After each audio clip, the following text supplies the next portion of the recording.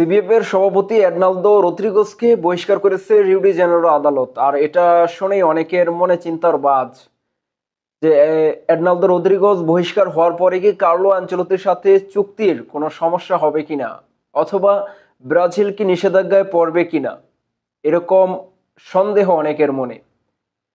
কিন্তু এটা জেনে রাখা ভালো যে কার্লো আনচেলত্তির সাথে ইতিমধ্যে ব্রাজিলের চুক্তি সম্পন্ন হয়ে গেছে, এবং যখন রিও ডি জেনেরোর আদালত এর্নালদো রদ্রিগেজকে বহিষ্কার করেছে বা তাকে বহিষ্কারের আদেশ দেওয়া হয়েছে, পরবর্তীতে কার্লো অ্যানচেলত্তি জানিয়েছেন যে তার সাথে চুক্তি হয়েছে ব্রাজিলের, এর্নালদো রদ্রিগেজের নয়।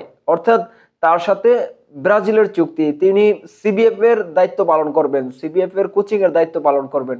সুতরাং এর্নালদো রদ্রিগেজ আসুক বা থাকুক সেটা নিয়ে কোনো প্রকার সমস্যা হবে না, কারণ তার প্রয়োজন ছিল শুধুমাত্র তার চুক্তিটা সম্পন্ন করার ক্ষেত্রে, আর চুক্তি এখন পর্যন্ত সম্পন্ন হয়ে গেছে। আর অন্যদিকে ব্রাজিল কি নিষেধাজ্ঞার আওতায় পড়বে কিনা, এর আগেও প্রায় 1 বছর আগে যখন এর্নালদো রদ্রিগেজকে সিবিএফ থেকে অপসারণ করা হয়েছিল, তখন ছিল এটা রাজনৈতিক হস্তক্ষেপ। রাজনৈতিক হস্তক্ষেপের কারণে সিবিএফ প্রেসিডেন্টকে অপসারণ করা হয়েছিল। পরবর্তীতে শোনা যাচ্ছিল ব্রাজিল যে কোনো সময় নিষেধাজ্ঞায় পড়তে পারেন, আর এই বয়ে পরবর্তীতে আবার তাকে তার পদে বহাল করা হয়। কিন্তু এখন বর্তমানে সেটা তারা আইন মোতাবেকই করেছে, আইনি প্রক্রিয়ায় করেছে। এজন্য ব্রাজিল কোনো প্রকারের নিষেধাজ্ঞায় পড়বেন না, এবং আদালত এটাও নির্দেশ দিয়েছে যে খুব শীঘ্রই বর্তমান ভাইস প্রেসিডেন্ট যিনি আছেন তাকে নির্দেশ দিয়েছে যে খুব শীঘ্রই নির্বাচনের আয়োজন করার জন্য, এবং খুব শীঘ্রই নির্বাচনের আয়োজন করবে সভাপতি পদে। কে হবে সভাপতি সেই তালিকায়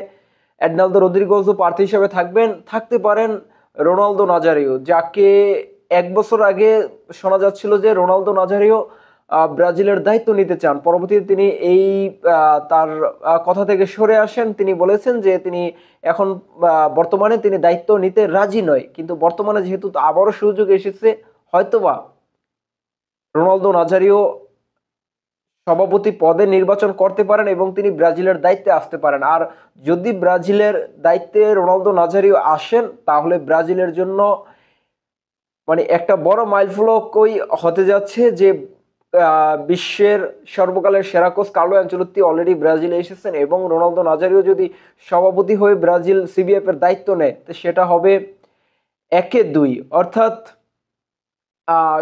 যেমন মানুষ বলে সাপও মরছে লাঠিও ভাঙে নাই। প্রথমত এর্নালদো রদ্রিগেজকে দিয়ে কার্লো অ্যানচেলত্তি আসছে, পরবর্তীতে এর্নালদো রদ্রিগেজকে বহিষ্কার করা হয়েছে, এবং পরবর্তীতে সভাপতি পদে নতুন করে রোনালদো নাজারিও এসেছে। আসলে এটা ব্রাজিলের জন্য অনেকটা সুখবরই বর্তমানে বলা চলে।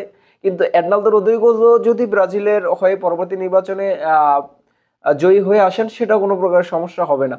এখন অনেকের মনে এই যে এটাই প্রশ্ন ছিল যে আসলে কি তার সাথে বিশেষ করে কার্লো অ্যানচেলত্তির সাথে কি কোনো চুক্তির সমস্যা হবে কিনা। এটা কোনো প্রকারের সমস্যা হবে না, কারণ তার সাথে অলরেডি চুক্তি হয়ে গেছে, এটা দুই পক্ষই ঘোষণা করে দিয়েছে। সুতরাং এখানে কোনো সমস্যা হওয়ার কোনো কারণ নেই, নিশ্চিন্তে সবাই থাকতে পারেন।